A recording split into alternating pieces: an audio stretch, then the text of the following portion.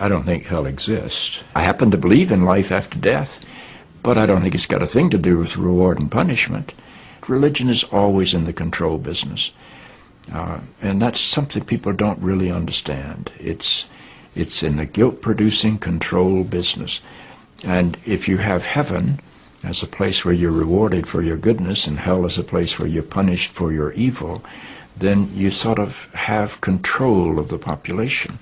And so they create this fiery place, which has quite literally scared the hell out of a lot of people throughout Christian history. Mm-hmm. And it's part of a control tactic. But wait a minute, you're saying that hell, the idea of a place under the earth or somewhere where you're tormented for an eternity, is actually an invention of the church? I think the church fired its furnaces hotter than anybody else.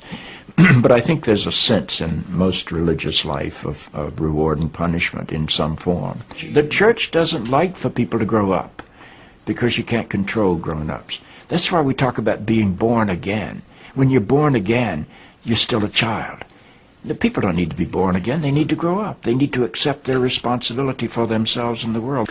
What do you make of the theology, which is quite prominent these days in America, which is that there is one guaranteed way not to go to hell, and that is to accept Jesus as your personal Savior?